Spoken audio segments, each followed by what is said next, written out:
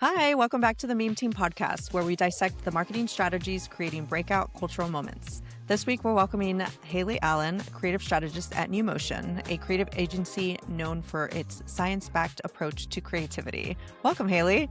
Hi, thank you for having me. Super excited. Of course. Yeah, super excited to chat. We've got a lot going on this week, so let's just jump into it. I wanted to bring up the McDonald's AI ad, which was kind of a flash in the pan because they put it up and then they kind of quickly took it down. I think it was within a day. The best you can say is that I guess it was about McDonald's, but I thought it was really bad. I was kind of surprised that any other major company is attempting to use AI after the Coke ad was so, globally panned.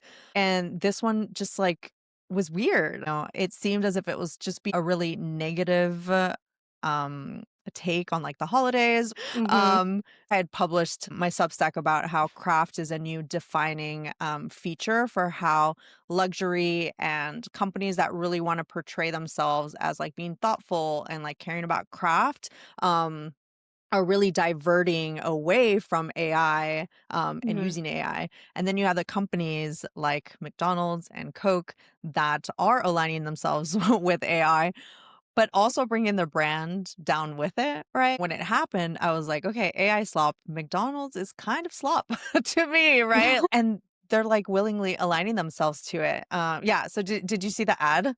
Yeah, I mean, who didn't? But also it was up for such a short amount of Yeah.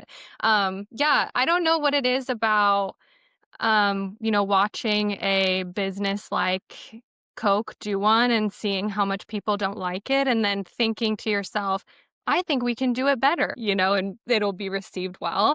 I just think that it's very quintessential, what is wrong with AI and creativity overall, because not only visually was it really creepy to watch personally, Mhm. but to take a negative spin on the holidays is just a strange choice on its own. It's a bad concept. It's why, you need human people to push back on concepts I know, and right? what makes things, actually strong. Because, yeah, I would have flagged if a human came to me with that. I don't think taking a negative spin on a very positive season is really the right move. Yeah, definitely. And this is something we'll end up talking about later, but the whole idea of humans and humanity versus AI and AI slop and content is a choice.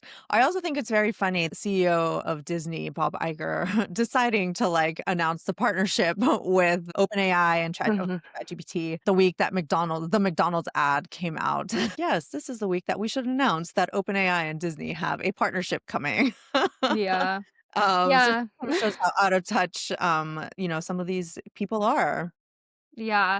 Yeah, the OpenAI and Disney thing is really interesting. Our team had talked a lot about it at NewMotion, and our take is kind of it seems like Disney's trying to get ahead of the public domain of it all, Mhm, because so many of their characters and stuff are going to go into the public domain in the next mhm. 20, 30 years. Yeah. But I also don't think I've had a week go by where an AI something hasn't come out that's been received negatively. So will it ever be a good time to talk about it? I don't know. Yeah. I think some of these companies seem to be putting their, butts on the line for no reason.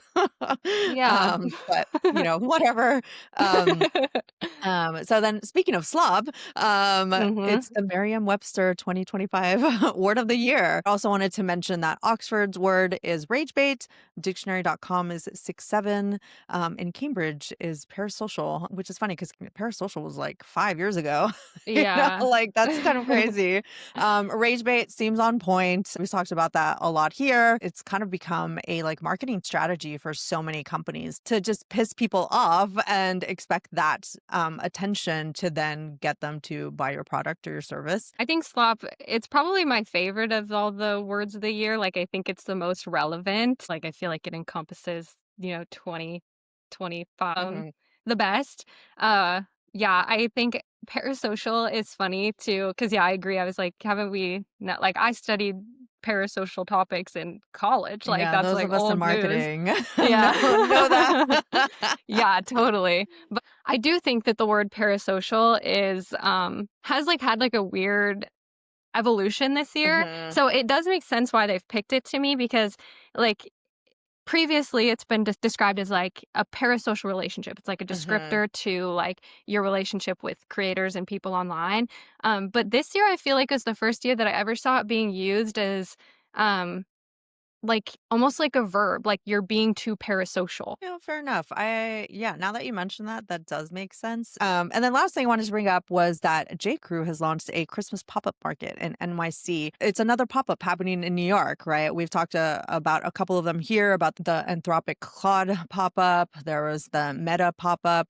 Experiential marketing is a thing that a lot more companies are starting to look at as a tactic that they want to take on. Yeah, I agree. I feel like I previously had worked in experiential marketing, so this is like my roots Oh, right out of awesome. college, and I have definitely seen, a lot of brands go into this space and, there's the argument of like, is it impactful or not? Like, are these all just kind of the same pop up with a different brand on the outside Hmm. of it? The J. Crew one is interesting because I feel like we talk a lot about how like in-store shopping is down, like online shopping is up, and it almost feels like doing like a Christmas pop-up market for a retail store that has in-person stores. It's just an interesting choice not to up your in-person shopping experience, but to almost make like in-person shopping feel limited edition to get people to actually show up.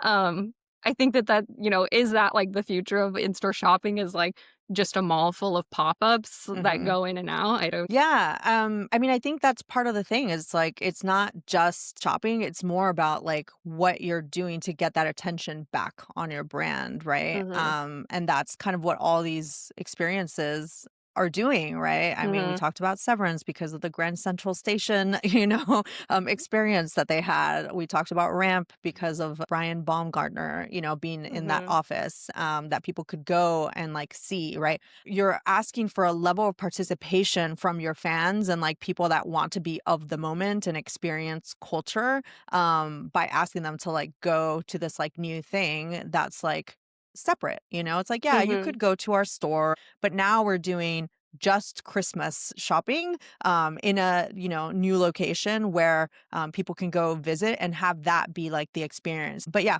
I'll look forward to seeing like how it actually does and whether it's successful or not. Because you're right, now that there's like so many companies doing it, like how are they actually differentiating themselves? mhm. Yeah.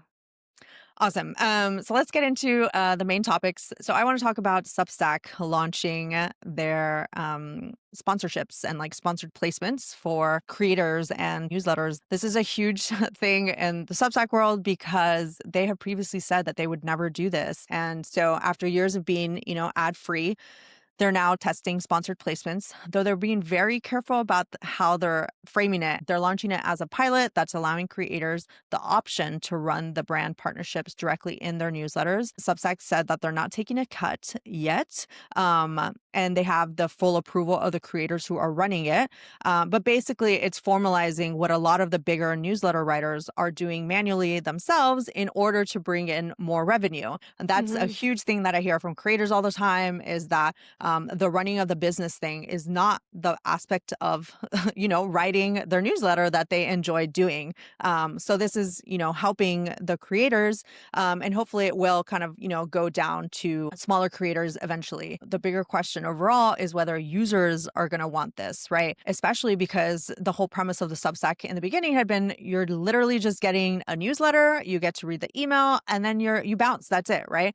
mhm, But Substack has had to, make moves in order to start making money, not just for themselves, but also for the creators, because, the whole point of Substack is making your creators happy, right? And that's one thing that, Hamish McKenzie, chief writer of Substack, said that, Substack doesn't make money unless creators make money. So if this is a way of helping creators make money, by bringing the sponsorships and helping that placement happen and helping the whole relationship and bringing that in and just making it overall easier for creators to start making money, then it's pretty obvious that Substack was going to have to do this. But this is just another way to allow creators to maybe give out more free newsletters and not rely on subscriptions as being the main way that they're bringing revenue.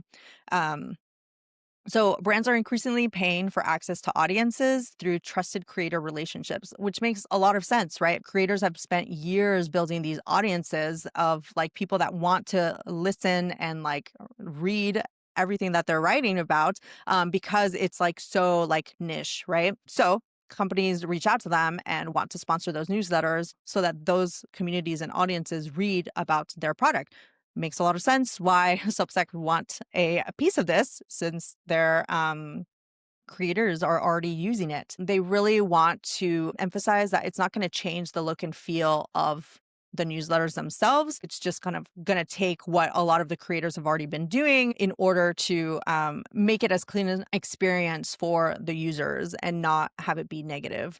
Um, so sponsorship demand skews towards tech, finance, and business. So a lot of those personal and like niche categories might get left behind. That's where I think we're going to see more pushback. What are you doing to help other types of writers and creators get their Substacks out there? But for now, I think they want to focus on the money cows, right? That are bringing in that revenue in order for Substack to eventually take a cut and then start earning more money. This was kind of the last frontier platform. It kind of feels like that was a place that was purely for creators, for community building, and that was away from, the capitalism, the consumerism of all of the other platforms that we frequent. So I totally understand the outrage. Like, I'm a person who reads and subscribes to Substack creators. I think it's a double-edged sword, right? Like, there are now going to be, creators who, like you said, like, are going to be able to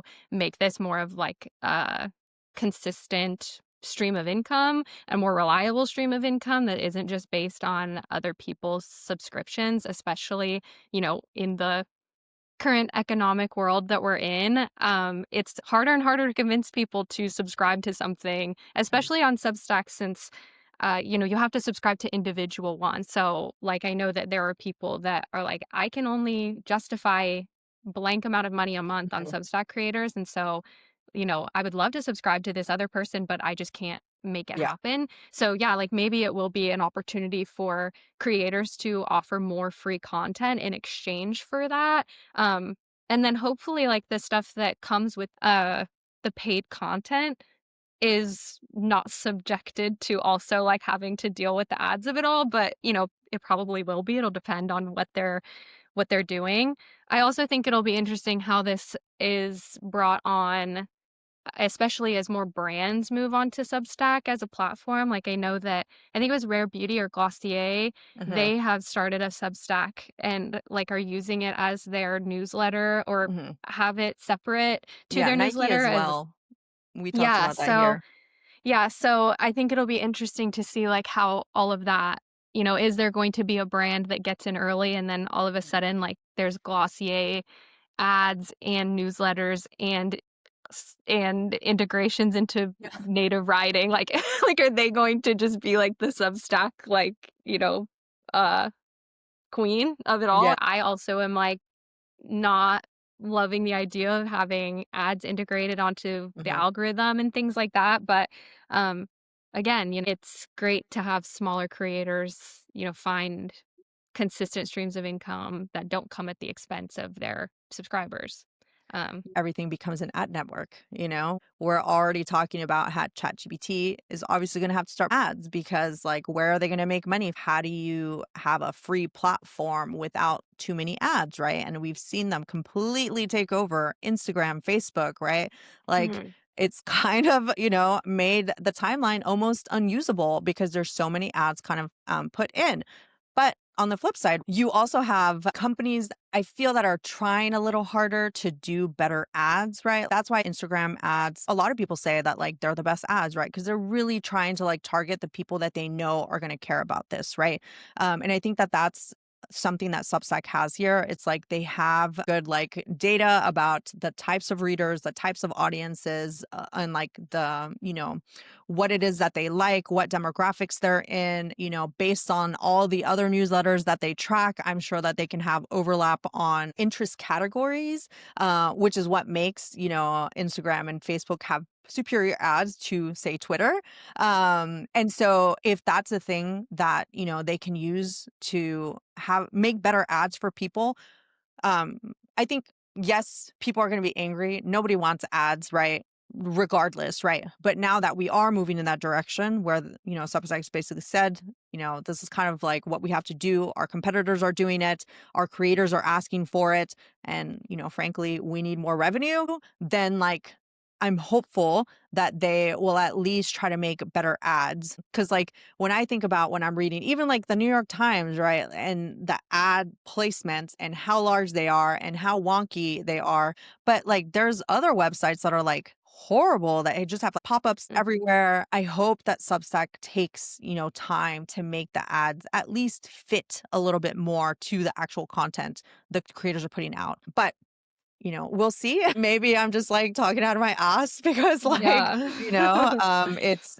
I like the company. My husband Nathan worked there for a Mhm. time. I know the founders, they're great. And like, Yeah. I remember their original like thesis and mission for what they wanted to do, which is to get writers to get paid by their audience, right? Mhm. And this is a part of that, right? If they're making it easier for writers and creators to get paid for their work, then like that's a good thing overall. Mhm. The users may not like it, but what you said is true, right? Like there's so many more creators now and so many more options that it makes it difficult for one person to pay for multiple subscriptions across the platform. So Mhm. where does that leave creators? Either Yeah. sponsorships, ads, or trying to grow your audience, but it just seems like they've kind of reached the wall. And if the creators are telling them, hey, we need to make more money or this isn't going to be a viable, future for us, then Substack Mhm. is clearly going to have to like fix that. Yeah, totally. It's a smart move to position this as, letting the creator, the writer be so in charge of things, getting to decide what actually shows up in their newsletter. It almost jumps over the hurdle of having to do like influencer marketing in a way because it's like you don't have to Creators are like on board. yeah, they're picking it. So like you don't have to go through the headache of contracting them, finding them, getting them to like your product. The platform almost does it for you because it's like, is it okay if we run this? Are you Mhm. okay with putting this here? Yeah. And yeah, it's going to leverage the trust that this writer has made with, their audience. Hopefully, it doesn't make them lose trust when they saw all of a sudden see an ad in the middle of it. But, um, leveraging the community aspect of Substack and leveraging like the trust that you find with creators, especially small creators, and the way that they build followings and community through Substack. If you know the niche communities that like your brand, like your product, interact with, the things that you're posting, the closer you're going to get to finding ways to target them that feel organic and don't feel obtrusive. Awesome. So a couple lessons here. One, be very open about what you're doing and why you're doing it, right? I think people are going to jump down Substack's throat because they're going to see it as a money grab. And I think the fact that, their CEO is coming out and saying like, we don't make money unless creators make money. And ultimately this is about the creators, is the best way to position this because it's not necessarily just about the company. Yes, the company's going to make money. That is their whole point. They have to make money, right, in order to continue existing. But by saying that it's like creators are the ones asking for it, they're asking for an easier way to solve this problem for them. And so they've created this as a way to do that. I think is going to make it more understandable for people. And then on the other side, I think this is also showing that becoming a creator and building those like niche audiences that are listening to you and what you have to say, is going to be a great way for you to bring in, sponsorships or, people that want to pay you to talk to your community, because you're able to show, hey, these are the type of people that like listen to this. These are their likes, their wants, and what, they want to read. And so that makes, the alignment of sponsorships or ads that much more successful, because it's like you're at least targeting people that are going to want your product or service. So 2026 trend reports and outlooks and are starting to come out. And I think what they have to say is really interesting, and also how the internet reacts to them, I feel like is almost more telling than the actual trends themselves that come out. For Pinterest predicts for 2026, there is so much that didn't surprise me at all. So much of it is very analog. It's all about like tactile textures. There's so many vintage references, sensory experiences, escapism, emotional resets, nostalgia, and I feel like for the Pinterest ones, people get really excited about this, not only because it feels like, when they get it right, which from my experience and what I've seen online, they have gotten it right this year. It really connects with them. It makes them feel seen. It really makes, consumers feel like they're being represented in some way through this Pinterest predicts, and what, the future is going to hold. I also think there is a comfort as well of like knowing what the direction is going to be, especially as I feel like month to month things get even more unpredictable and even more like, from left field of what's going on in the world. People really love curation. It like reminds me of, in the creative industry a lot, we talk about like creativity without boundaries is much harder than creativity within them. And so I feel like this is like a good example of how people are figuring out how to find themselves within the boundaries of like the cultural context versus just like trying to do it on their own. It's like almost feels like insurmountable and difficult. Um, so yeah, there's something like to be said about that. Um, and then on the flip side, we have the Pantone color of the year, which was white. I don't know if you've seen it. Yes, It's cloud or cloud something, right? cloud dancer. There you go. And what was so funny about the photo, if you've that they posted, it's of, somebody all in white, there's clouds, and then there's, blue sky through it, and I was looking at this and I was like, the blue sky is so like, that color is so much more grounded Mhm. and interesting than the actual color that they picked. Yeah. Um, and it's something like that people saw this and it was like, "This doesn't feel true." I need something that feels optimistic. I need something that's going to, like, motivate me into the next year to, like, rally behind, a message to rally behind. And the Pantone color of the year is one of those things that, people kind of rally behind and Mhm. help set the tone for the year. So when people saw that it was white, people were like, "This is recession indicator. This Yeah. is telling me that there's no color and life and brightness in the Uh-huh. world to come," and nobody Yeah. wants to hear that. That's pretty much my reaction. I was like, "Oh, okay." Like, Yeah. white, yay, and they're like, "No, it's cloud dancer." It's like, "No, nobody fucking cares." It's like when it just reminds me of that, Sex and the City episode, right, where she's like, "Is it a crew or is it like," Yeah, yes. nobody really cares about the subtleties of like beige or white, like, Mhm, it's just so boring. I agree, it could have been this moment of, brightness. Like I tweeted about them, was like a petition for that green, that's like has been all over, Twitter, that mhm, goes, viral every so often, for that to be like just vibrant, and just like maximalist, right? Like I feel like we're in an age of how much minimalism, and that whole millennial grayish thing that happened, mhm, that was such a trend for so long. I do wonder if the point was like, well, everything's kind of like drab and blah, and there isn't that optimism in the country.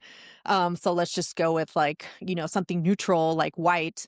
But yeah, it just didn't really hit for me. uh Yeah, I think that the intention of it was, for it to feel like serene and it's like, people are looking for peace. Yeah. And so like I think especially being like it's clouds, like dreamy, like relaxing, that kind of idea was where I thought they were going, where I Mm, think they were going with it, but mhm, I totally agree. Like we're especially, like if you look at something that really connects with culture, which is like the Pinterest predicts, that was telling the story of, like, maximalism, Mhm. deep colors, vibrancy, escapism, like, all of these things that are very tactile and rich and, like, something that feels, like, very grounded, and Mhm. so to, like, go white, it's just, like, this, like, it it shows, what we talked about, companies being out of touch. Coming off of last year's too, the one for 2025 was Mocha Mousse,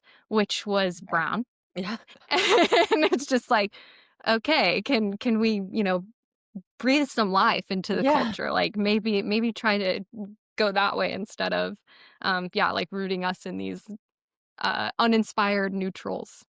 Yeah, definitely. Going back to what you were talking about, in terms of like curation and having like tastemakers, I really think that that's like a huge thing that's going to be happening in at least in the next year in 2026. There's just so many options these days that it's really hard to stay on top of everything, right? And Mhm. this brings me to the viral, Wall Street Journal article that came out yesterday about the idea of chief storytellers.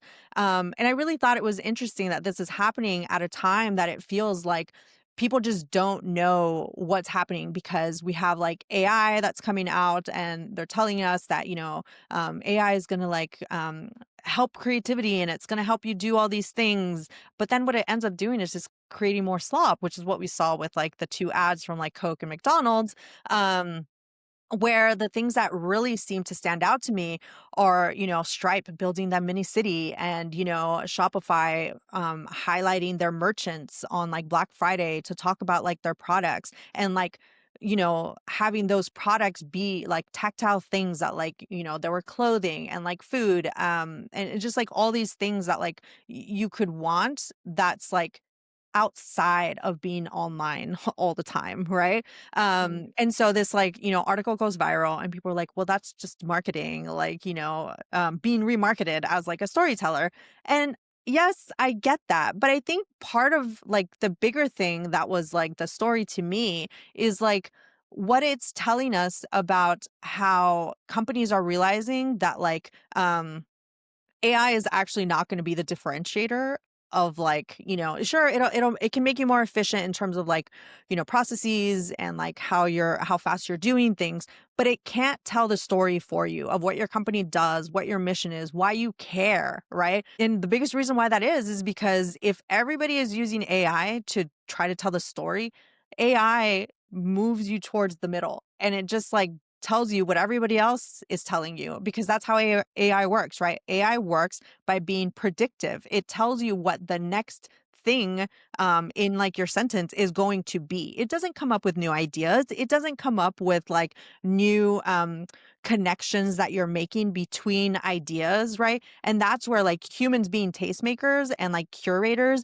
is gonna like have this like resurgence of like knowing that AI can't do that. So what is it that humans can do? We can tell stories. This is like the oldest, I don't want to say the oldest profession because that's a different joke. But it is, right? Like humanity has, survived through telling stories, right? Like next year, we're going to see the Odyssey come out. Christopher Nolan is working on this movie, which is Mhm. like one of the oldest stories that like passed through storytelling, right? Through generations, where it's like it was just told over and over. And it was finally, written down into this book.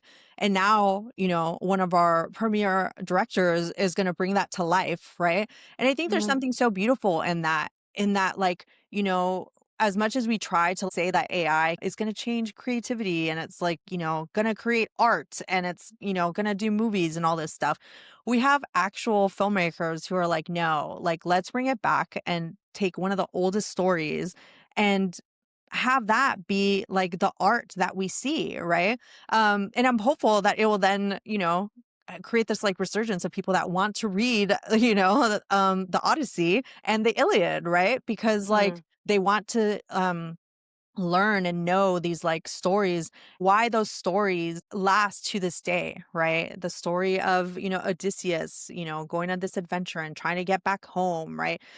All these through lines still come through to this day, right? The hero's journey, right? Like that Mhm. make humanity care about what's happening, right? And yes, some people are like, oh, what are we using like our best storytellers to like sell B2B SaaS or whatever, and I get that, right? But it's Mhm. like I still feel it's like trying to get us back to stories and like putting it in the context of like why you should care, right? Mhm. Why you should buy this product, why you should buy this service. And that's a form of marketing, yes, but it's also a form of connecting, humans to other humans. Fine, B2B SaaS is not the sexiest thing, but there are other products that like if I find out about them and I like really didn't know that they existed and I find out about them because their marketing is so great because like this ad moved me or because, this customer story that they, put together, like I found out about it and I thought it was really cool and it was very relatable to me, then like that's a win, Like I think we Mhm. want the best, like stories and ads to get to the people that want those products and services. I'm gonna yes and Yeah. because I totally hear the beauty of the story. Like, we're in this AI slop age, and I'm really glad to see that companies are, getting the hint. And, some aren't, as we've discussed, but Yeah. some are getting the hint that yeah, the human experience and what it is that humans can do and produce is always going to have value, and now like even more value. Now that there's an option that we can have ads that don't come from the mind of a human, that has, the cultural context that's needed to tell, compelling stories. I'm glad to hear that brands are really seeing this desire for, deep context, deeply personal story. And like you said, storytelling is one of the oldest, most innate thing that humans really have, and like what really sets us apart, as a Mhm. species, is our ability to communicate and storytell in such a unique way. And so I totally hear that, and I'm really happy to see that. I agree. I thought the same thing when I saw that Christopher Nolan is doing the Odyssey. And we've seen it in a lot. There's a lot of reboots. There's a lot of old books, classic books being turned into new movies. Like Wuthering Heights is coming out as well this year. Mhm. Frankenstein just came out. These like classic foundational stories to our culture, they're having a new spotlight, and people are starting to pick them back up and find the love of the story. I think that when it came to the article, when I was reading it, I was totally aligned with the, job postings really focusing on being a storyteller. I think that, being able to be a storyteller is hugely important in marketing, like whether it's PR, whether it's creative strategy, like no matter what it is, I just found it almost eerie and creepy in its own way that we needed to hire out a storyteller, a person dedicated inside of a company that's all about storytelling. Especially when I was reading the examples, like they have an example about, this storyteller will be able to infuse a personal story into a speech for an executive. Mhm. And I just was like, is your executive so out of touch that they don't have a real life story that they can put in there themselves? Or do you have a speechwriter that isn't a good storyteller? Are we so bad now as people at storytelling? Like, is that just not something that, people are tapping into innately? No, I don't think it's out of touch. I think it's a skill and it's Yeah. hard, like I don't think many CEOs really expect to have to, be a storyteller and Mhm. like be able to orate and like, get people's attention. Not many of them do, in fact, right? Like Yeah. the ones that do end up, going there. I mean, the ones that have those like college graduation speeches and like the ones that write books, right, who Mhm. still do it through a ghostwriter, right? Like Yeah. they still get that help, right? So it's Yeah. like most of them do that, right? They have Mhm. somebody that helps them get to that point. They're not the ones actually doing it. It's just kind of removing the curtain and showing that this has been happening with like the upper echelons, right? The presidents all get speechwriters, multiple speechwriters at that, Yes. right? Like Mhm. Obama didn't come up with all that by himself. He's a great orator and he, can speak really well, but he also had lots of speechwriters helping him to like, get Mhm. his point across and find those stories, right? Cuz like there's so much that's happening. Like, how do you get those stories, right? And I think that's like part of the thing, right? The CEO is so up high. Are they talking to customers daily? Are they like hearing those stories? Probably Yeah. not, right? So it's like you need to have that connection between the customers up to like the CEO and up to like the comms people that are like putting out those stories to do that. And I think that that's where this person can fit in. And Mm. overall, so that would be a lesson here for marketers, is that like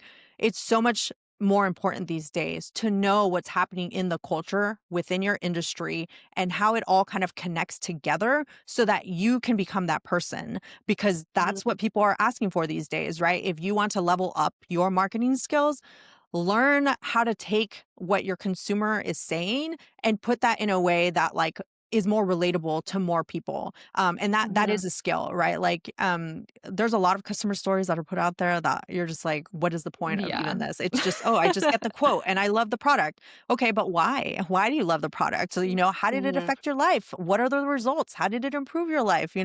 That's what Mhm. you got to get to. And frankly, not a lot of companies are doing that well these No. days. Yeah. So it's a skill like any other, Yeah. and you can learn it. And if you do want to level up your career and like yourself, learn that skill, because right now, I don't even think it's right now. Right now, it's like having, more attention paid to it. But frankly, that's Mhm. one of the things that has like driven my career into like where it is now, because it's so needed. And, Mhm. now like, founders and like companies can understand it a little bit more. But that's still always going to be a thing. So learn how to write properly, learn how to Yes. speak, how to tell a story, and then like use that to like your benefit and then also the company's benefit.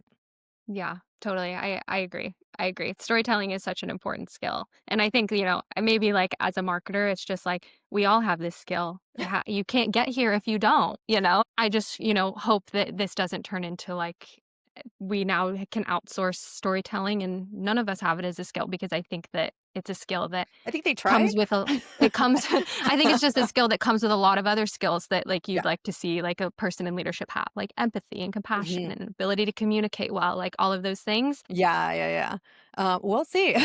Well, awesome. Well, speaking of stories, I wanted to talk about two movie promos that came out this past week, and I think that were like really, cool plays on how to promote a movie. The first one was the A24, the drama film, with Zendaya and Robert Pattinson. So A24 placed a fake engagement announcement in the Boston Globe, featuring their characters with fictional backgrounds and the wedding date, and a photo of Zendaya flashing the engagement ring with, sitting on top of Robert Pattinson. First of all, A24 is doing a bang up job promoting Marty Supreme right now with Mhm. obviously the help of Timothy Chalamet.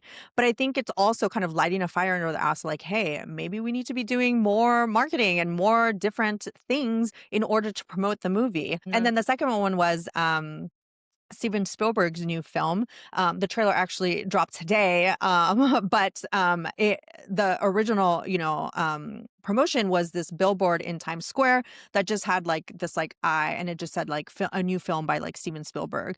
There was no title, no plot, no cast, nothing. Right, all will be disclosed. But all it said was that it was like Steven Spielberg, and so that was like enough to get people's like wheels turning, because it's Steven Spielberg. It's his next, film. One of another one of our like premier like directors has a new movie coming out.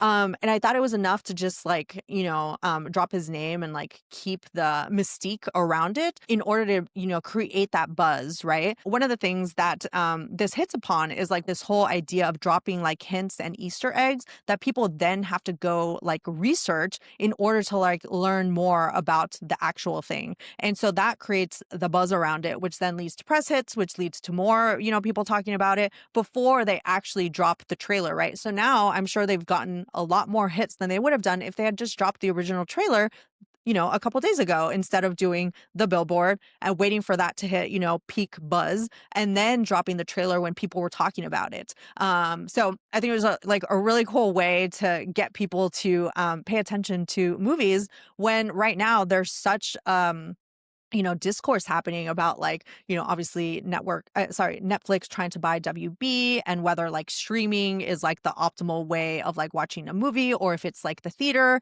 And, movies are trying to like fight back, creating that buzz, getting people talking, and then causing them to be interested enough to go to the movies and like pay to see the movie instead of waiting for it to come out on streaming.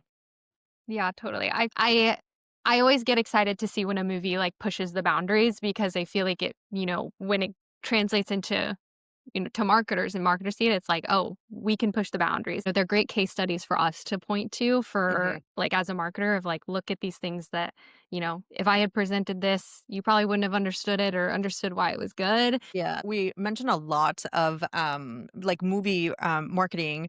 Uh, m- yes, because I love movies, but also they're doing things differently, right? Like last week we talked about the Percy Jackson billboard with like the fountain of like the water coming out of the billboard.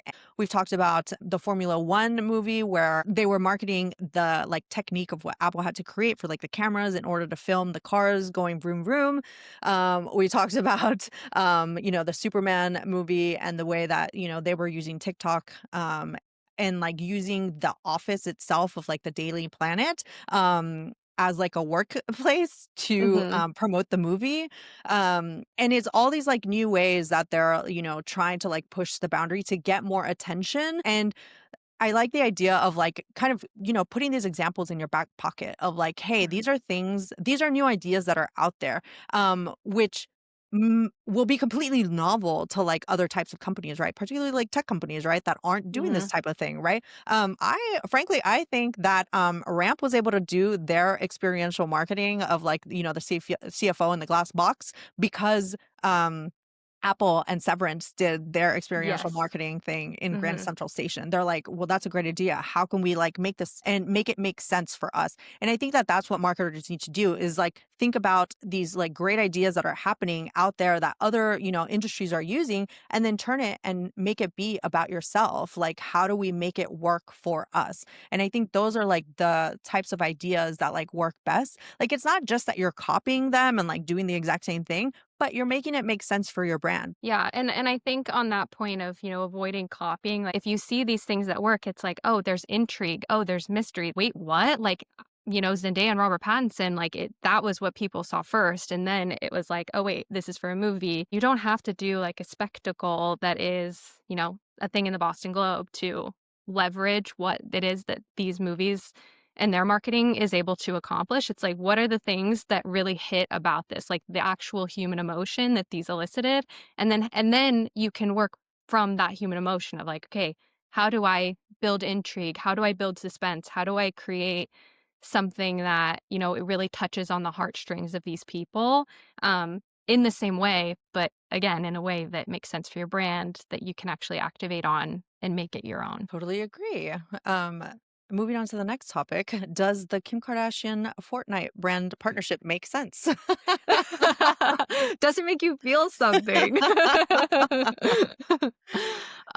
Yeah, so the Kim Kardashian Fortnite integration, I think, when I wanted to talk about this, I feel like, this isn't my domain. I'm not a gamer by any means. But I just think that it's incredibly interesting for 100 different reasons. So Kim Kardashian has done a partnership with Fortnite to where she has been integrated into the game in a bunch of different ways. One, you can do a skin, which is, changing your character to look like her. And there are outfits as well that you can add that are, Skims outfits that actually exist in real life, that you can buy in real life, and you're able to, buy them in game and wear them in game on your avatar. There's also like a game integration to uh, there's also a game integration that has been activated to where you can participate and play games that are inspired by iconic moments and memes from her life and career. Specifically, there's the dripping, I think it was her Met Gala Yep. outfit. It was Mhm. her dripping outfit that there's a, very iconic photo of her with a Mhm. champagne bottle that goes over her. And as well, the iconic meme of her diamond earring falling into the ocean. Yeah. You now can play as Kim on her boat and drop your diamond ring in the ocean. Um, And I just think for, 100 different reasons, it's very interesting. I think that, Fortnite, for one, has continued to become a cultural meeting point across so many different industries. There's music, as we've had, like, Ariana Grande, ASAP Rocky do in-game concerts, live stream concerts. There's fashion integrations, their brands have activated in it. I know that Wendy's has done a skin and game in-game that went viral at the time. I think that was back in 2021. Film and now reality TV is now finding its way in game. And I think that it's a really smart move to reach a younger audience and to come at them through gaming, as gaming is huge and is going to continue to be huge. And Fortnite is really like becoming like a platform that is like almost like, a digital Times Square, if you will, of like where all of these things kind of collide and people can interact. And then just like from Kim Kardashian's perspective of doing it, I think that it's always really interesting to people when a celebrity, especially like the bigger, is so self-aware of, the things that are being talked about her. Like this diamond earring, meme is so iconic to her, and she's leveraging it and bringing it back in a way that, serves her and serves her brand. And it tells people like, yeah, she's self-aware. She knows that it was ridiculous and, she's laughing with you instead of having like some kind of reaction that is like denying it. I think that memes like this too are like kind of the tightest circle of nostalgia we have. And so to bring them back in a way that's like really modern and, fresh in the game like Fortnite, it's just really smart, I think, from, like her personal brand perspective. Yeah. As you were, saying this, I was, part of me was like, oh, the moments she chose are brilliant, right? Because Mhm. um even though part of it is kind of like let's laugh with me, um it also shows that like it's still moments she's like, proud of, or like that say something about her, right?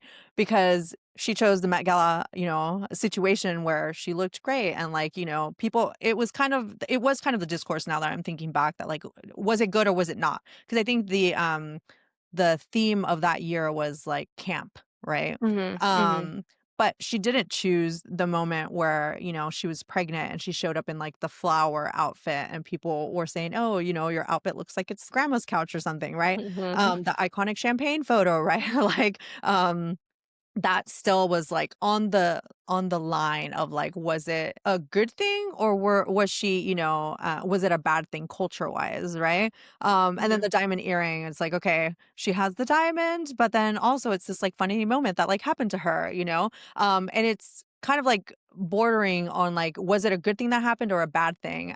So it means that she's self-aware enough to know that like her fans will enjoy it, but then she might get like haters to like also participate because it isn't like the best moments of her, right? Mhm. So that's like, a win for her, because it's like, okay, she's still growing her brand. She's still, growing, her bank, right? Because the more that people like, use these, like the more that benefit her and like her brand, the awareness that grows like around her.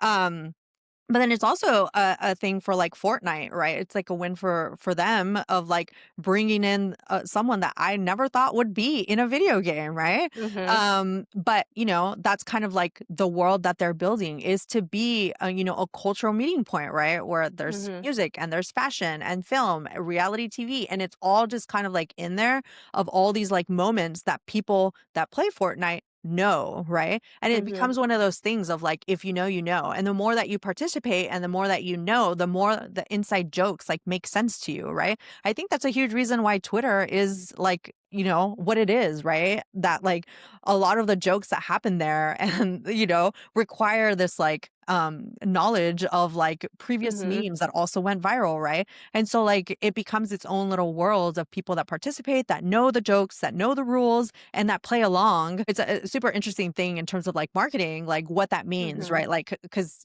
as we were talking about in Substack earlier, like how are you able to tap into these audiences so that like you show that know, right? Actually, I guess Mhm. everything is kind of like tying back, right? Because then that's also a reason why you need that like chief storyteller to know the cultural Mhm. moments that affect your industry. And the same with like the movie promos where it's like, it makes sense because it makes sense to the plot of the movie. And that's kind of like the marketing that you're like putting out there. So like the people that like, are curious go and like tap in and make, pay attention, and then like, make those purchases and become more a part of like the community, and you're all just kind of like fitting in together.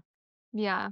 Yeah, I think, there's something to be said about deepening context over Mhm. time and, like, the more knowledge that we're all getting, like, there's so many layers now to Mhm. jokes and memes that go viral now, and, the more context that you are clearly aware of, like, the better that something is gonna hit, and, Mhm. I think that this is, like, one of those examples. I also think, like, from the larger marketing perspective, it's a great example of somebody who had their audience, like, really big for, like, millennial, especially, and Mhm. figuring out how to cross the barrier, especially as, like, younger Mhm. generations are starting to become more, prominent forces in the Mhm. market. It's so interesting, this integration of fashion and gaming and, tech products. I think that that's only going to get tighter as we go forward, and I think that it's really smart for, like, a fashion brand to, make an avatar that you can buy their outfits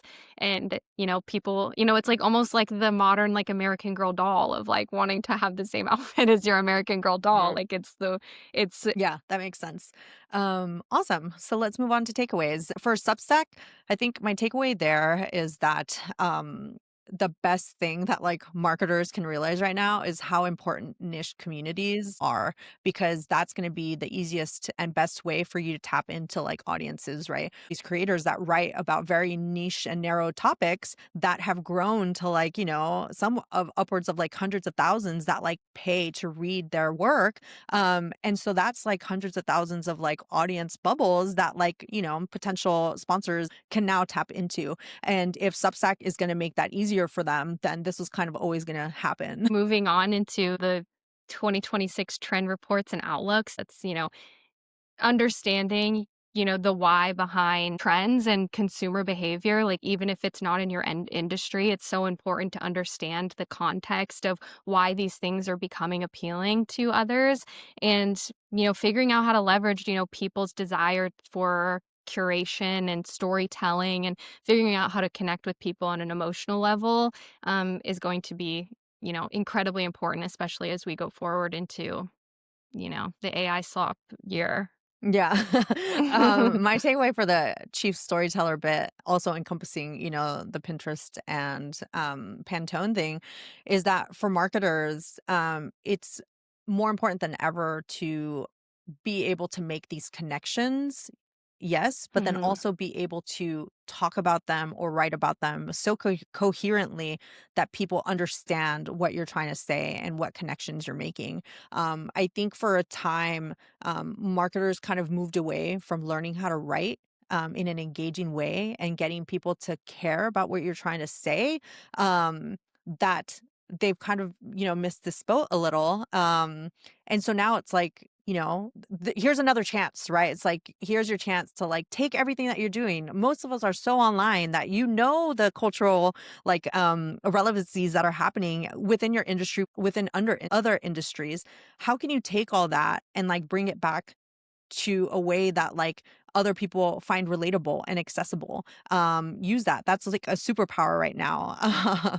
um and then, that kind of, goes into the movie promos of the drama and Steven Spielberg's new film, where, my takeaway here for marketers is to like, take what's happening, what you're seeing go viral in like movies and like movie marketing, and try to put the spin on it for your own marketing campaigns. They're just focusing on key things that are going to get attention. So, what are those things that you can do, that you can take from? Is it like a billboard? Is it, doing something in the newspaper that's like interesting, that's like makes sense, but then also is a little different? Or is there some sort of experiential marketing thing that you could do? All these ideas are like out there. Like, feel free to take them and then, experiment with them in your own way. Yeah, and to build off of that, like, there's definitely a consumer desire for things that feel really intentional and feel really active as opposed to what, we see online. It's very like passive digital ads and posts and things like that. Like people want something that they can interact with, something that, catches them off guard, that surprises them, that feels more active and, like I said, intentional than, just the usual trailer or interview or, online campaign. There's something to be said about one impactful thing versus a lot of passive media. Definitely. For the Fortnite Kim Kardashian integration, I feel like that's also an example of very active, participation into new mediums and really taking control of, the narrative of your brand, your personal brand, and integrating it in a way that bridges generational gaps and makes you relevant, in a new audience, but still in a way that really hits for the audience that exists. Platforms like Fortnite, things that, the gaming industry or live streaming industry, the more important they become to culture and media overall, the more integrations we're going to see with brands and celebrities like this. It's the beginnings of what could be, a digital town square, if you will, of a place where people go to meet and connect, really use as a jumping off place for their in real life activity and purchasing, and behavior. Yeah, I think what stands out to me is it's tech, it's gaming, it's fashion. And all these people now expect all these things to be where they are, right? It's no Mhm. longer that gaming is separate and then fashion is over here. It's no, like people like both. People like multiple things, and multiple things are part of their identities. So don't think that just because you're in the fashion industry, you're too above, going to gamers, right? Like these Mhm. are all parts of people's identity, and you should be where they are. You should be looking for those things that are going to attract them and that are going to make sense for them, right? Like, before I heard about this, I've been like, why would Kim Kardashian like, deign to work with like Fortnite? And it's like, well, she wants that younger consumer that cares about Skims and wants to buy her makeup and beauty, right? Like, of Mhm. course she should be there, right? Like, that's where the young people are. Um, so these are the things that like you need to think about of like how are you going to where they are, and like what identities are Mhm. you finding for your audience that have nothing necessarily to do with your brand, but that still are find them where they are and like relate to them and still are trying to get in front of them. And I really think like Gen Z and Gen Alpha care about that more, where it's like you come to me, you come Yeah. find me, do your research and care about what I care about, and not Mhm. just like you're expecting them to find you and come to you. Millennials, we need to do better. We need to expect more from brands, you know? Yeah, Um, totally. I totally agree. I also, yeah, like what you said, like about the multifaceted consumer, like looking at your audience as mhm, somebody who does more than just what, you are and what you do, like mhm, people, there are gamers who still want to wear like a cute comfy matching set. Like just mhm, because they're gamers doesn't mean they don't care about, like cool fashion or, things that are more pop culture, more current. mhm. Um yeah, and like looking at your consumer as, somebody that has a lot of interest besides, your brand and what it is that you offer. Yeah, definitely. Well, thank you so much for joining me, Haley. Where can people find you? Yeah, thank you so much for having me. This was so fun. Well, I write, speaking of Substack, for New Motion, I write our new wave Substack, which is all about pretty much what we talked about today. It's all about current cultural moments, trends, and like really analyzing culture and context. So definitely over there you can find me. But me personally, Hailey Allen on LinkedIn. Um, my handles are on pretty much everything is Haley with 2 A's, Allen, so HAA, Lee Allen. Okay. There's too many Haley Allens in the world. Awesome. And then you can follow me at Sonia Baschez everywhere, and the podcast at Meme Team Pod on YouTube, and then Meme Team Podcast on Spotify and TikTok. Thank you. Thank you.